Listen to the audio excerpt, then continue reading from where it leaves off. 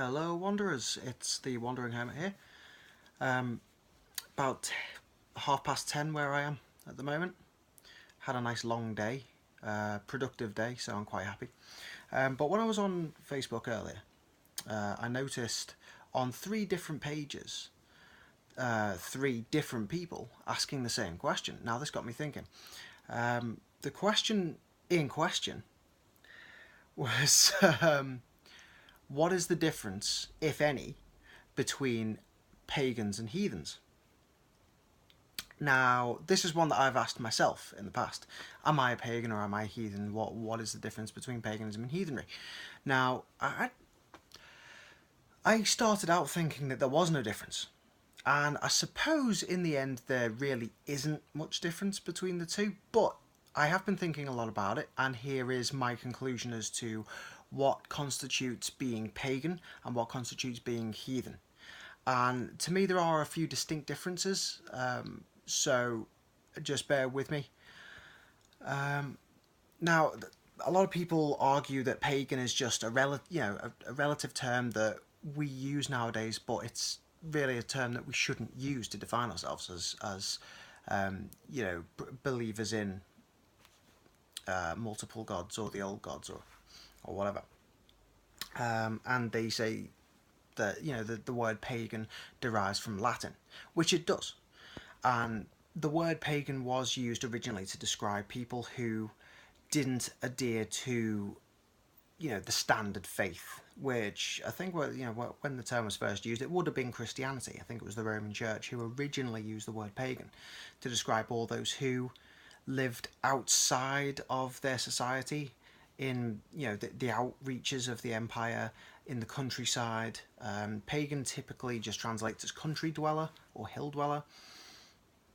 But later on, with the Inquisition and with missionaries going overseas, the word pagan was used to describe all those people who hadn't converted to Christianity. So, by and large, the use of the word pagan in a modern context, a lot of people don't like it. It doesn't sit well with them. And I can understand why. Because it started out as a derogatory term or a divisive term. Now I think it's simply an apt umbrella term for all those who don't follow organised religion or the mainstream Abrahamic faiths. For example, I believe Hindus can be described as pagan. I'd say it as a pagan religion. They are at the root monotheistic with a pantheon of gods and goddesses, so they are widely regarded as a polytheistic tradition that goes back thousands of years and bears many, many similarities to Western Celtic paganism and Norse paganism. So I'd see the use of the word pagan to describe non-Abrahamic faiths as quite appropriate now.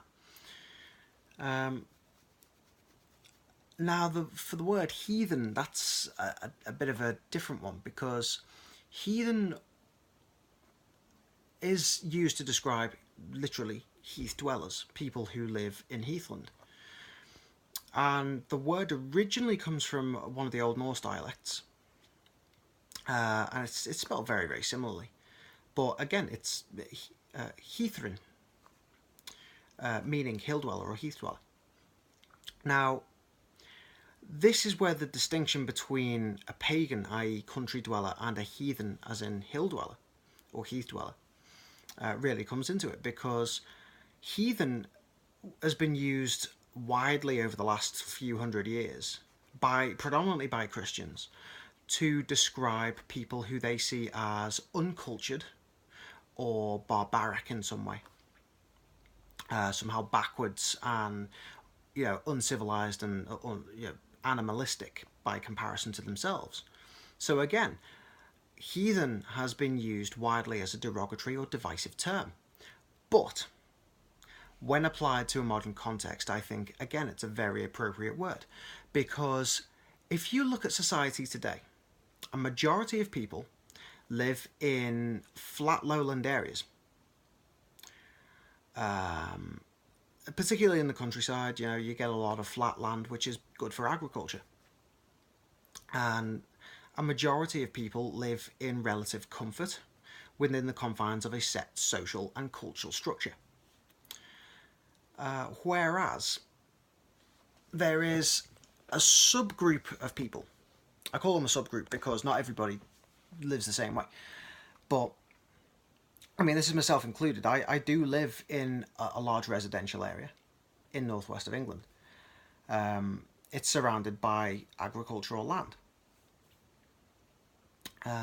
But, you know, by that logic, I'm not a heathen.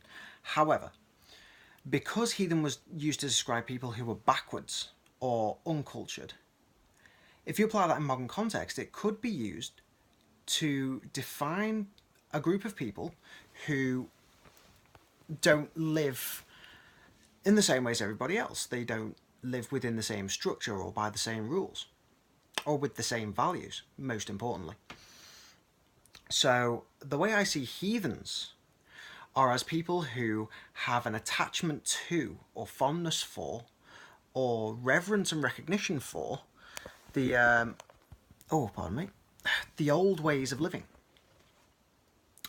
By old ways, I mean being able to navigate without a sat nav, be able to recognize plants and animals by sight without any form of reference, be able to navigate using the stars or the positions of the sun, or be any other natural means of navigation. For example, using moss to determine which way is north or south.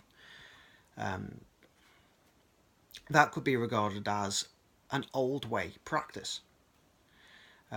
Furthermore, other practices in this category would include being able to hunt for your own food, being able to forage and know what vegetables and fruits are actually safe to eat, at what time of year. So again, you're in harmony with the seasons, the movements of the wheel of the year, etc. Also, being able to craft things by hand, preferably with as few tools as possible. Being able to build your own shelter, being able to not just hunt for your own food, but prepare and cook your own food to a healthy standard. All of this is like a social old world way of living. So it's social heathenism, or social heathenry, I should say.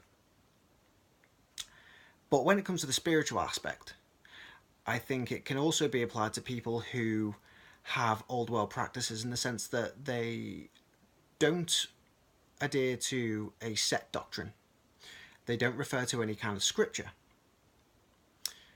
I mean, obviously, things have been written down now. Our old oral traditions have been written down. So, those traditions would still count, even though they're now in written form.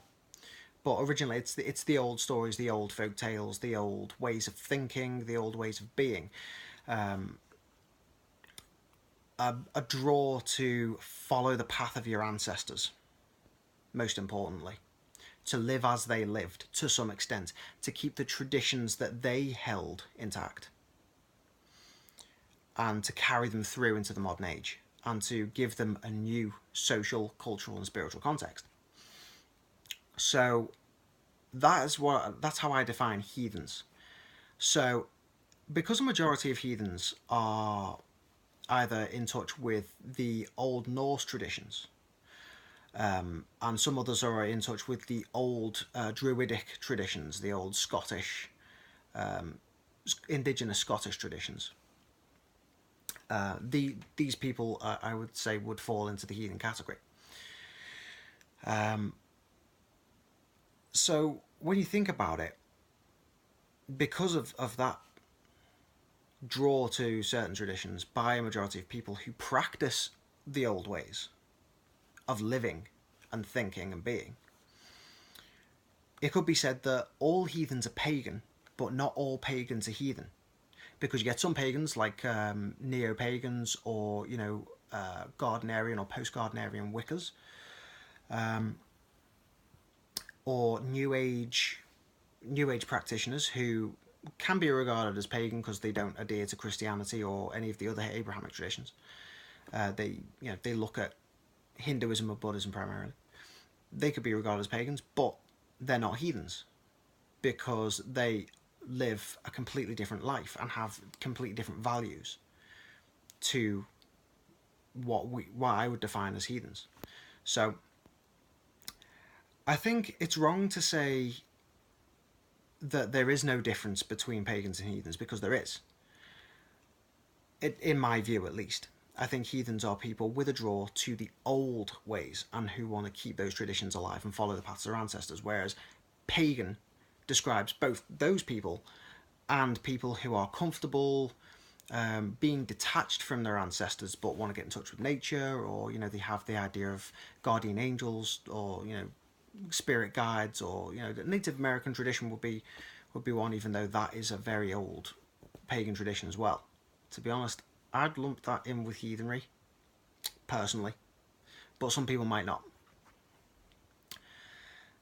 Use of, smudging, totem animals, sigils, stonework, not like crystals necessarily, but average stones that you find around, coral, driftwood, those sort of things. Particularly work with plants, hedge witchery, I would regard as a branch of heathenry, because it's something that's been practiced for thousands of years and has been proven to work. Shamanism, I would see as a branch of heathenry. So all of these things I would define as heathenry rather than paganism as an umbrella term. So now the only danger is people thinking that heathens are somehow uncultured or undignified pagans. This is wrong. If you look at the word heathen, one of the dictionary definitions I read recently is, synonymous with barbaric or savage. Let me just clear this up for you as a final note. Barbaric comes from the word barbarian, which was used by the Greeks, particularly the Athenians, to describe anyone who wasn't Greek. That includes the Egyptians, who they revered greatly, the Persians, who they fought against but respected a great amount, and all of the other cultures that they actually traded with and incorporated into their own sort of lifestyle and culture. So the word barbarian was not devised as a derogatory term. It was simply a term to define people who weren't Greek. So for people to see heathens as barbaric pagans is inaccurate, because we're all barbarians, because we're not Greek, unless you're a Hellenic pagan, in which case, yeah, you follow the Greek tradition, so you're not barbaric. As for savage, yes, savage, we use as a derogatory term. We called the Native American Indians savages when we first encountered them. Same with the indigenous African tribes and any other indigenous peoples that are encountered by people in the West. The word savage was used to describe someone who, quite frankly, scared the living daylights out of us because it was unfamiliar.